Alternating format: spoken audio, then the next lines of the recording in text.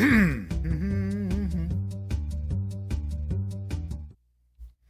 hey, hey, happy Monday. Come on in, pull up a chair. The Daily Dope is in the air.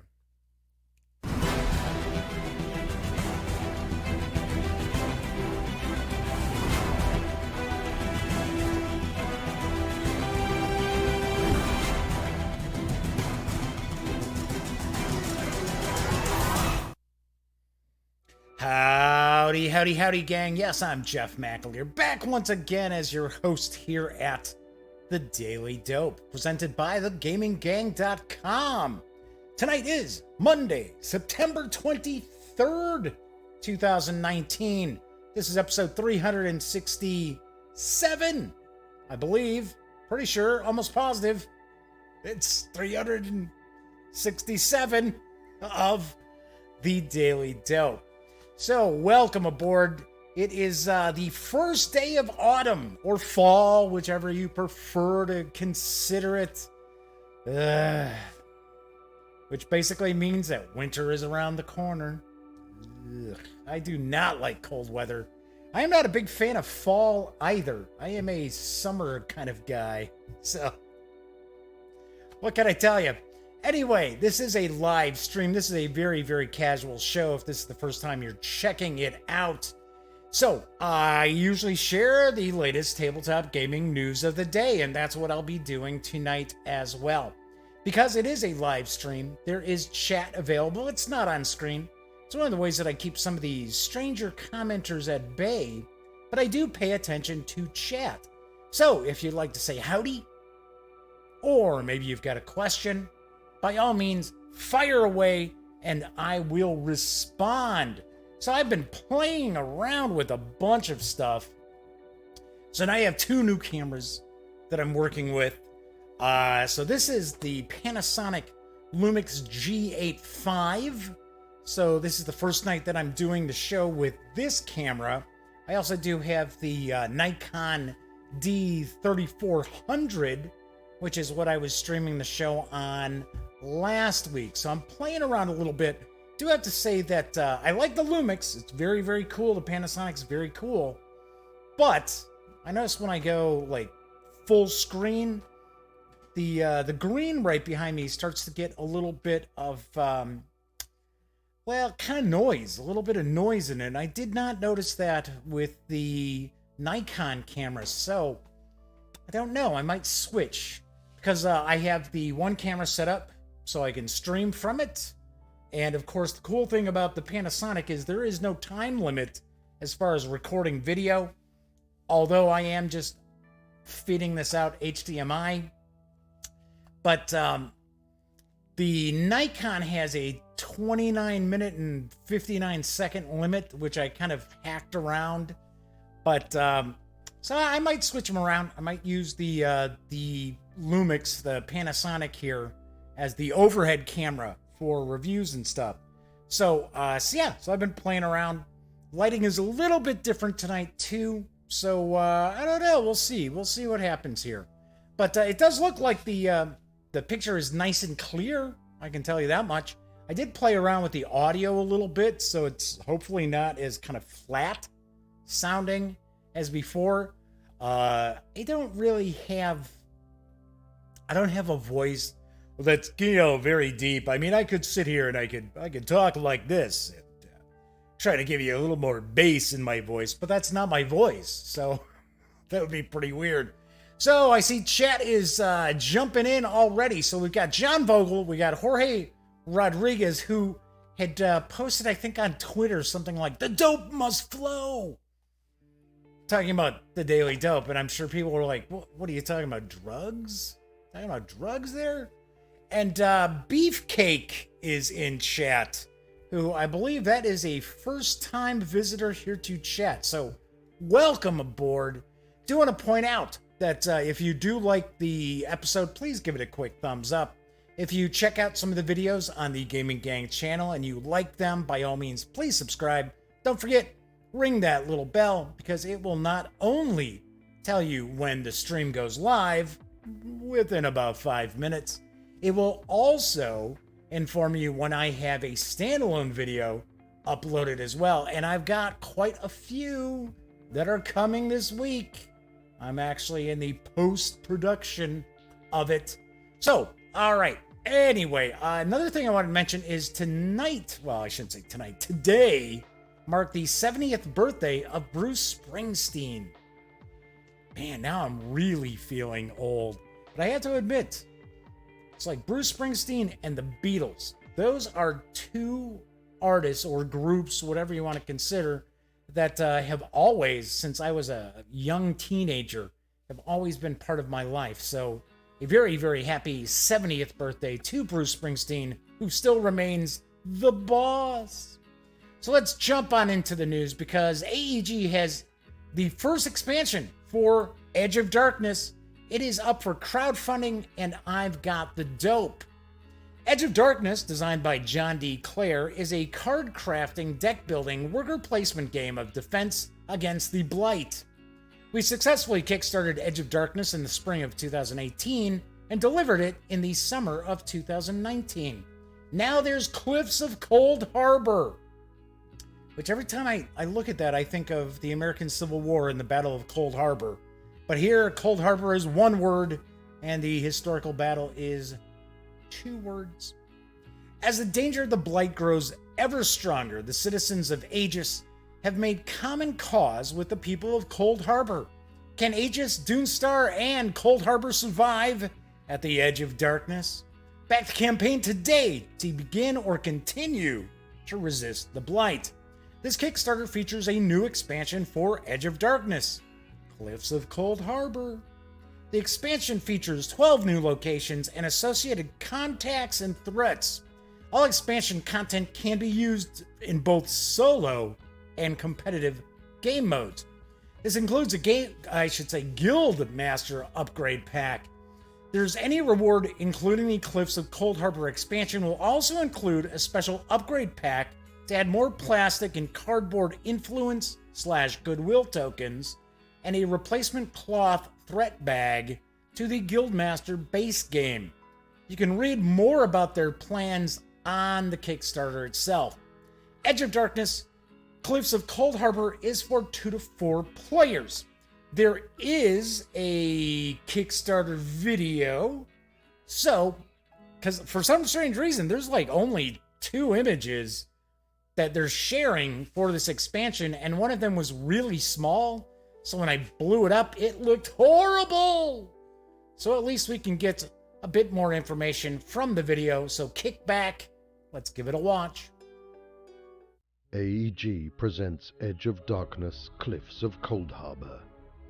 Edge of Darkness was successfully kickstarted early in 2018 and delivered to backers in the summer of 2019. 4 guilds vie for control of the city of Aegis and struggle against the Blight. The Guildmaster base game and Sands of Doonstar expansion from the first Kickstarter feature 50 locations, each with double-sided tarot-sized contacts and threats. The game also features an extraordinary threat tower which menaces the city, 4 double-thick player boards, a gorgeous main board and board extensions create an incredible table presence. This Kickstarter features the second expansion for Edge of Darkness, the Cliffs of Cold Harbor, including 12 new locations and their associated contacts and threats. We leave the city of Aegis and travel to the icy wastes of Cold Harbor, a community of miners and traders that stand resolutely against the danger they call the Chill. The denizens of Cold Harbor are allies of Aegis and Doonstar, yet they're consumed with their own struggles against the elemental cold and the dark forces that surround them. The people of Cold Harbor know their enemy well. The Chill takes the form of monstrous creatures, corruption of the people's representatives, and the frozen tendrils of fear that wrap around the hearts of all who dwell in these lands. The game is played in a prologue and 8 rounds. On your turn, you'll draft cards from the street to form your hand. Then you will drop threat cubes into the threat tower to see if an attack on the city is triggered. You'll select a contact from the available locations and craft it onto one of the cards in your hand, providing a new ability. You'll use the card abilities in your hand to dispatch agents to locations, or take actions on your cards, or use the abilities of locations where you have agents. If you use an opponent's card, you'll pay a price in gold.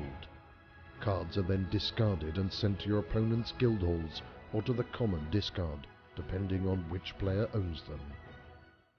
This campaign has one stretch goal. When unlocked, the backers will add a set of advanced guild packs to the Cliffs of Coldharbour reward. The advanced guild packs include 2 special locations for each guild, accessible only to them, which provides an additional 11th location during play, and asymmetric starting conditions to alter the balance of power in the city, plus new citizens and patricians which interact with these locations.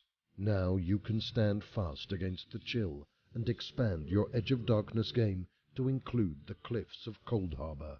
Back the Cliffs of Coldharbour Kickstarter now.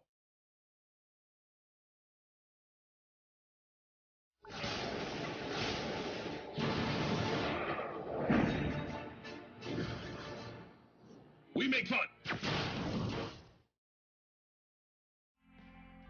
Edge of Darkness Cliffs of Coldharbour is for 2 to 4 players ages 14 and up. Plays in around 2 hours.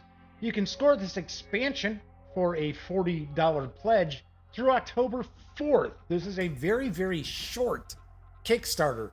It did fund within about 30 minutes, which it launched today. And delivery is expected September 2020. So there is that. I have not played Edge of Darkness. I have reached out to AEG a couple of times. Now that Mara's not their PR person anymore, it's kind of Todd. And Todd's super busy in that, so I don't know. I'm trying to get my hands on it. I have no idea. I don't even know if it's still available. So, don't know. Anyway, do want to apologize. I said it was Beefcake in chat. And the nickname is actually Beat Cafe. So what happens when you just kind of glance over? It's like, Beefcake. Okay, all right. No, I apologize. It is Beat Cafe. It's funny because I was sitting there thinking, Beefcake, Beefcake! From South Park, Cartman. Get out of here, kitty, that's my papa! Yeah, it's a pretty poor Cartman. All right, moving right along. The Madman and Flaming Huron are in chat as well tonight. So, good deal. On to the next news piece, because there's a fantasy board game which is inspired by hack and slash, sword and sorcery. It's coming in November from Czech Games Edition, and here's the dope on Sanctum. Sanctum, once a great city, is now the last beacon of light in a world shrouded in darkness. The lands surrounding the city are home to the demon horde led by the Lord of Demons. Thus, it would be a demon horde that he's lord of. It's up to a handful of heroes to rise up, battle through the horde, banish the evil that plagues the world, and restore the realm to its former glory. Sanctum is an epic adventure competitive game for 2 to 4 players that's inspired by the hack and slash genre and converted into a modern board game. As one of the heroes, you embark upon a quest to rid the land of a demonic invasion, fighting your way through countless enemies and gearing up to face the Lord of Demons himself.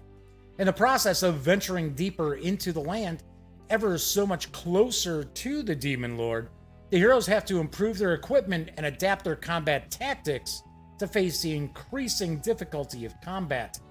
The seemingly simple dice-throwing mechanism turns out to be a tactical delicacy once you realize that equipping the correct gear is a crucial part of surviving in these hostile lands. Sanctum is for 2 to 4 players ages 12 and up, plays in 1 to 2 hours, and will carry an MSRP of $70 when it arrives, as I mentioned previously, in November. Gotta say, this looks pretty interesting. I like the fact that it appears that the different monsters, the baddies that you take on, if you defeat them, you flip the card over and it's a piece of gear. So that's how you earn better gear, is by defeating the other monsters. So I kind of like that. I think that's kind of cool. Although I would say that would kind of make replayability suffer a little bit, especially when it's like, oh yeah, I know that monster there, I get the axe. Yeah, I don't want the axe. So I don't know, but it does seem kind of interesting. So, and as I mentioned, this will be arriving in November. Bones has arrived in chat. Also, good to see you, Bones. Got a good chat going for a Monday night with the Bears on Monday Night Football. Yes. Yeah, those Cubs. Those Cubs this weekend, that was hard. That was tough. So long, postseason chances. Damn you, St. Louis! Yeah, well, I gotta say, I have been a lifelong Cubs fan, so I have lived through the really lean years.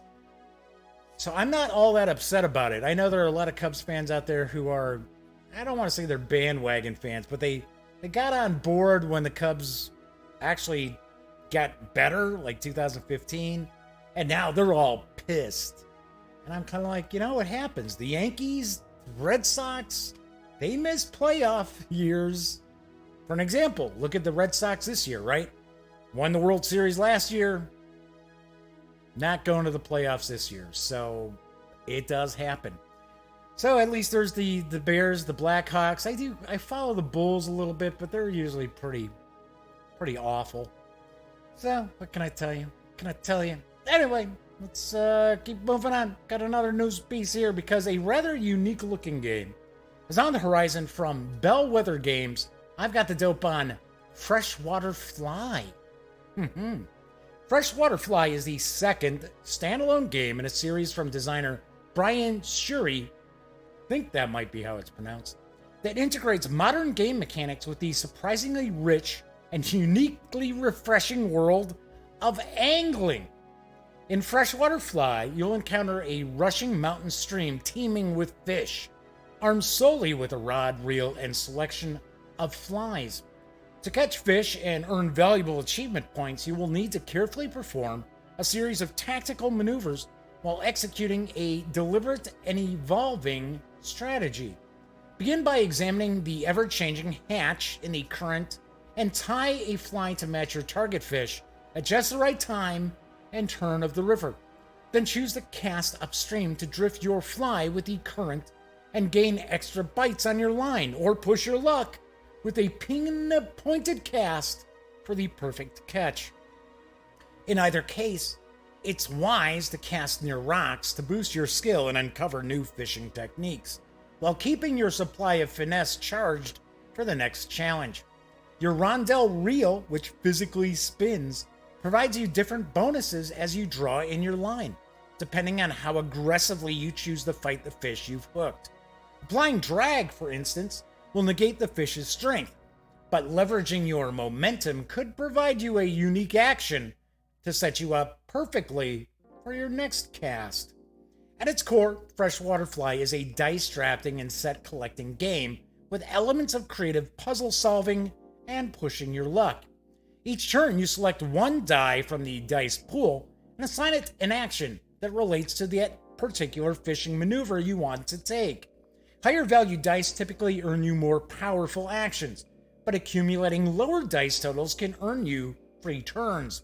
The dice you select will also unlock or multiply various bonus actions you can use to solve the most stringent fishing puzzles in unique and rewarding ways.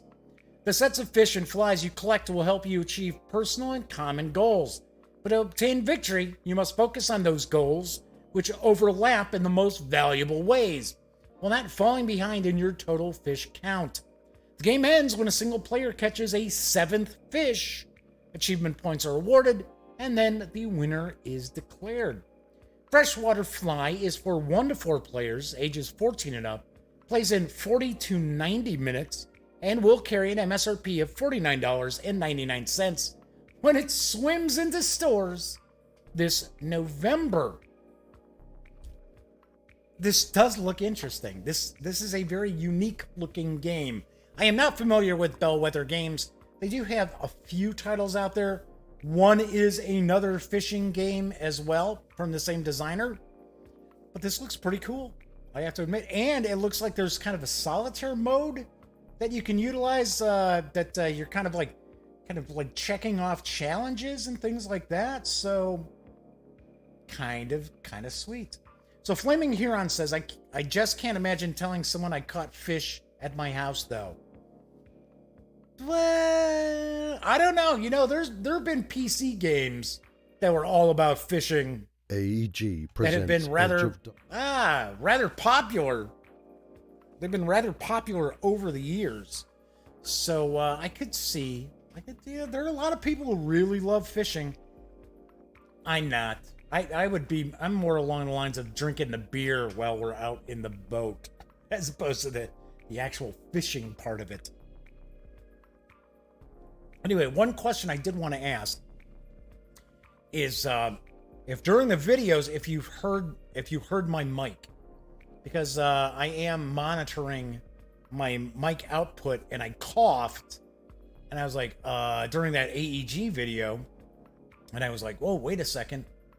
Hopefully that did not go across, because I remember doing that one time, but I thought I had all the settings kind of set up right. I don't know. That's why I was double checking, because I changed a few things. So hopefully the audio's got a little more punch to it.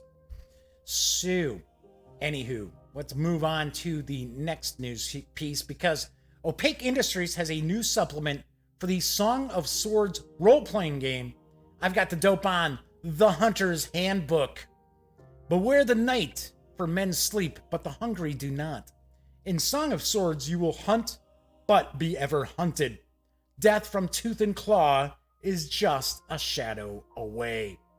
From the wooded foothills of the Infinite Steep to the haunted coasts of Krajina, Vaska is plagued by horrific and deadly creatures. Mighty beasts claim the skies and the land, stalking the unaware. Undead lurk beneath foul soil, thirsting for flesh, exquisite. More enigmatic creatures dwell just beyond the veil of this world, such as the ever-present Gru, just outside your vision, but always within arm's reach. So I'm not sure if this is supposed to be every month, because it says every moth, but I kind of get the feeling somebody forgot an N here. So I will say every month, the eclipse brings the spawn of the Dark Watchers, terrible mutated beings who are bent on destroying life as we know it. Some are small and helpless, and easy for a party to handle. Others are great winged monstrosities that spew blasphemies and brimstone on cities and pastoral lands without prejudice, requiring the organized force of entire nations or protections of gods to repel. The Hunter's Handbook describes some of the creatures that may be encountered on your journey. Horrors lurk at every turn. Welcome to everyday life in Vaska. You can score the 47-page PDF at DriveThruRPG right now for $14.99. So, I have heard good things about Song of Swords, but, and you know, I wanted to share this because I believe this is kind of like the monster manual for the game, but $15 for a 47-page PDF? No, wait, that's more than 30 cents a page. That's crazy. That is insane. And unfortunately, we are seeing more and more companies going towards this just astronomical prices for their PDFs. And I can see if you get it free with the purchase of the physical book, right? So like Arc Dream does, Cubicle 7 does that. There are a few other companies out there. If you buy the physical book, you'll get the PDF. But 47-page PDF and they want $14.99? That's nuts. Sorry, I wanted to share the news piece because I heard it's a cool game. It is a brand new PDF that's come out. But I'm sorry, Opaque Industries, you have got to either decide you want to put less artwork in your books, because that's usually what cranks the price up per page. But you got to figure something out, because I can tell you right now, you are not going to sell many 47-page PDFs for $14.99. Sorry, it's just how it goes. Because I'm going to use the next news piece as an example of fair pricing for PDFs. Because there is yet another role-playing game based on Robotech. It has arrived. I've got the dope on the Macross Saga from Strange Machine Games. An alien menace descends upon the SDF-1 in droves. You, your friends, and the might of robotechnology are the only things that stand between them and 70,000 innocent citizens. That's in Macross City, folks. Do not expect to make it home. Do not expect to see your friends again. Do whatever it takes to ensure humanity's future. As the cockpit of your VF-1A slowly closes, you hear a small hiss of the compartment pressurizing. The elevator slowly raises. At first, all you see is the void of deep space. Then, you see the flight deck. Ahead of you, a large swarm of Zentradi pods races toward your home. Luckily, you have friends. They will watch your back, or at least console your love if you don't make it home. Now is your time to do your job. You have 2 protoculture-driven engines, 200 rounds of exploding ammo, and 3 transformable modes. Play as an iconic Robotech hero or build your own. Choose from the following careers. Be a pilot. Take control of your very own Veritech fighter, or play as the Zentradi and take on the RDF. Be an entertainer. Do what you do best. Keep people happy and confuse the enemy as you dazzle on stage. You can be a spy. No one knows your real name or your real purposes. Are you helping your friends or just using them? You can be a Marine. Pilots get the glory, but the ground pounders have all the fun. Hey, Marines have death droids too. You can be a technician. Play as a scientist, doctor, or mechanic. Solve the problems that no one else can solve. Be an officer. Control your very own naval vessel or help command the SDF-1. You can be a volunteer.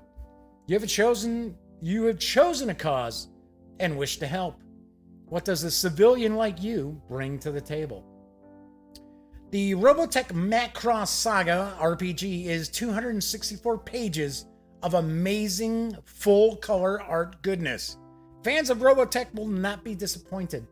Along with the rules is a 50-page scenario section that outlines the entire Robotech Macross Saga. Take action along with your favorite heroes or villains, or play as them. The unique system allows for personal level, mecha level, and naval level action. Take on conflicts and drama to secure your future and get the SDF-1 home. Every turn with every action, you have something interesting to do. The game is played based around a conflict system that involves all types of characters, from Valkyrie pilots to entertainers. Take actions by making combos of skills from a comprehensive list. Each turn is broken into action phases. There's support, operations, and cinematic. As you interact with the conflicts, you will accrue drama and fatigue, which allows you to choose how you interact with the story. The game is 1 part powered by the apocalypse, 1 part forged, and 1 part old school. Every action taken has a potential to impact the world around you. And of course, along with the amazing art and scenarios are short stories about the Robotech universe. You can snag the 264-page PDF of Robotech the Macross Saga for $19.95 at Drive-Thru RPG. So right here, if we compare the 2 news stories I've just shared with you, we've got the Hunter's Handbook for Song of Swords, 47 pages for $15. Or you can get a 264-page PDF of an entire game for $20. And Flaming Huron had mentioned the Robotech role-playing game. So this is one of them that is out there. There's another one. It is for Savage Worlds, and it is from, I want to say, Battlefield Press. So we are seeing quite a few Robotech releases coming out because the license is up next year. The license for Robotech is done next year. So what I think is going to happen, and I know Robotech fans out there might get ticked off at me for saying this, but the impression I've got is there will not be any new Robotech. That will be it, because it is 3 separate anime series that were chopped apart, redubbed by Harmony Gold way back in the 80s. And I just don't see it. I just don't see it continuing on, because basically Harmony Gold is licensing this out to just anybody and everybody. I'm not saying that there's anything wrong with this role-playing game.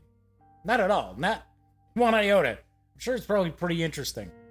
But we are seeing a lot of Robotech stuff over the past year and a half, basically because 2020 will mark what I feel is probably going to be the end of Robotech.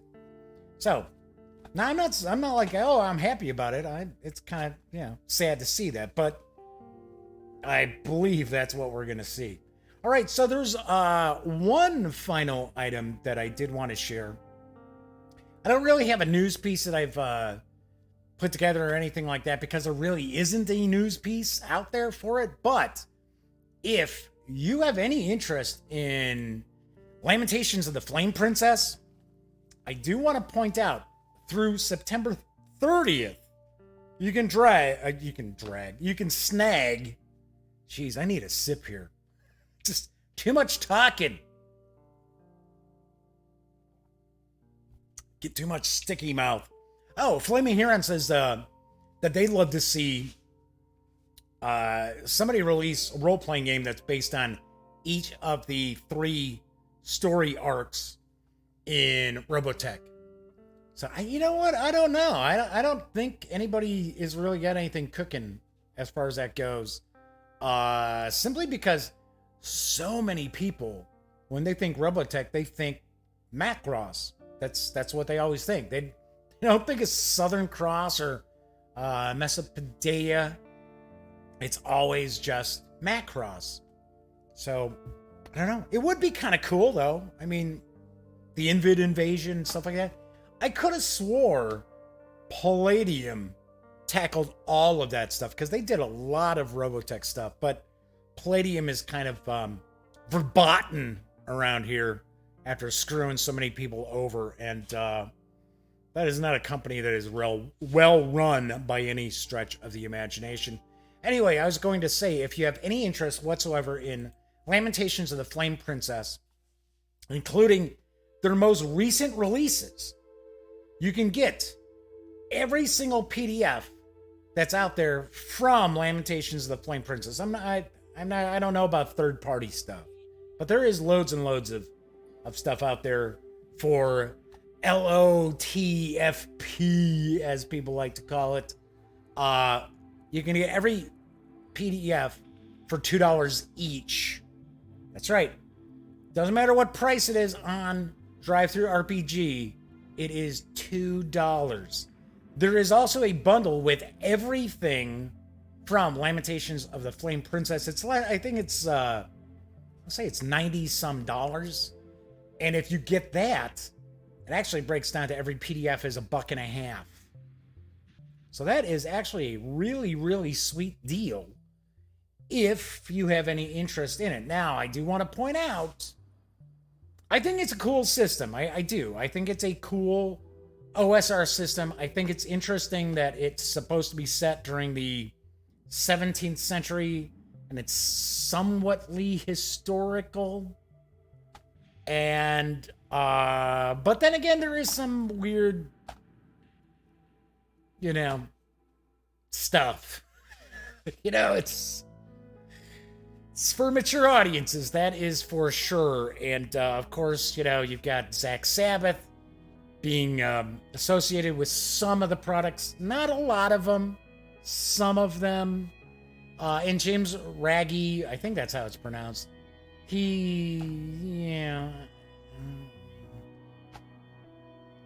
I don't know. I hear good things and I hear bad things. I hear he's great to work for. I hear he pays really well. But then some of his political beliefs, and whatever. This Lamentations of the Flame Princess comes with some baggage. If you want to get into it, right? Basically how it works. Warhammer Fantasy Roleplay doesn't have that kind of baggage. At least the Cubicle 7 Entertainment Edition doesn't. But I did want to share that because $2 per PDF is a smoking deal. And like I said, there is like Veins of the Earth. There's Deathfrost Doom. All of those. Everything.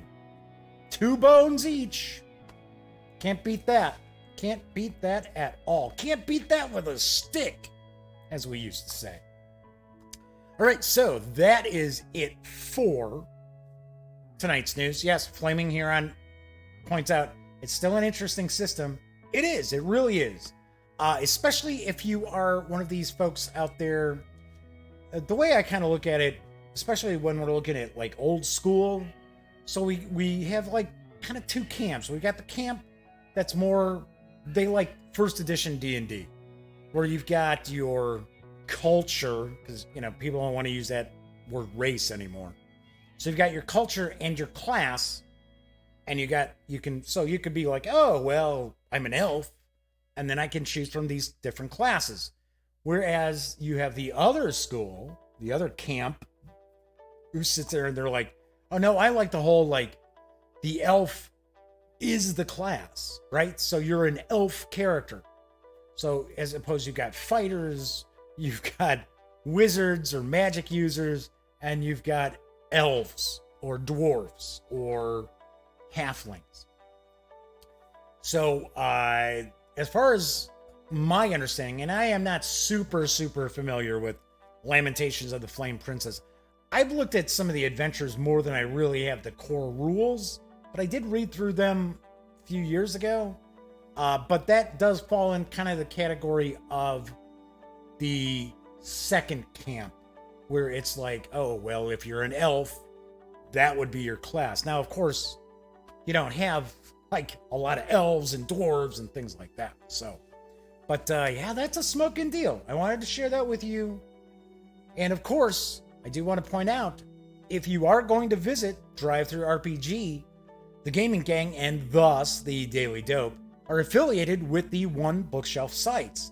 So if you are going to go to, say, the Wargame Vault, or if you're going over to Drive-Thru RPG, please swing by thegaminggang.com first.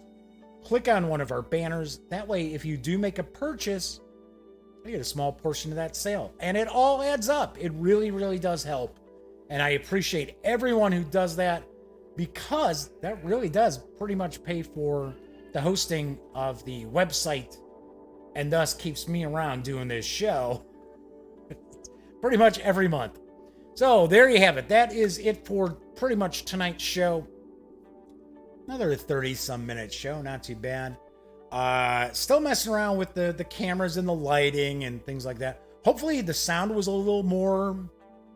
a little more oomph tonight, as opposed to kind of sounding flat usually. Most of it is my voice. That's the problem.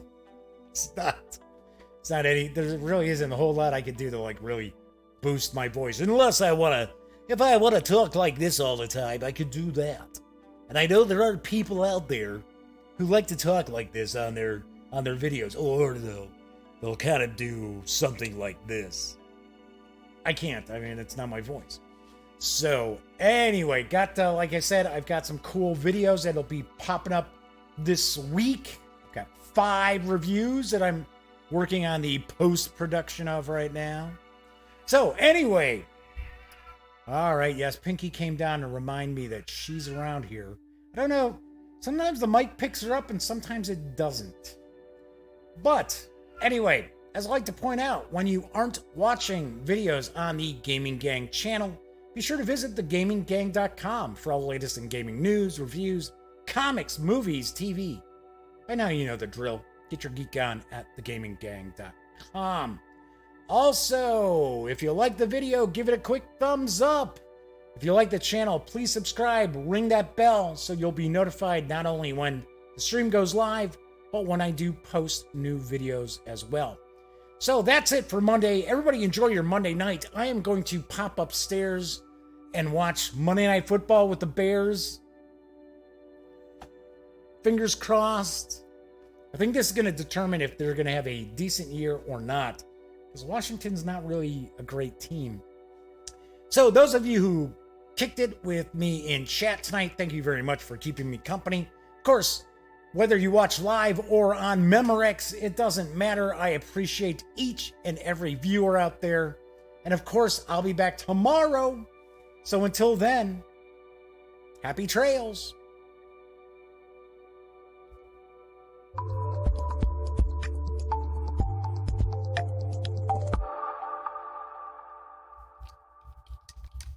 Thanks again for watching The Daily Dope, presented by The Gaming Gang. If you like this episode, be sure to give it a quick thumbs up. And if you dig the channel, please subscribe. If you'd like to check out our previous episode, click right here. And if you want to check out a somewhat randomly selected episode, give a click right down here. It'll be like opening a box of Cracker Jacks. You just don't know what you'll get. Once again, thanks for watching, and I'm Jeff McAleer.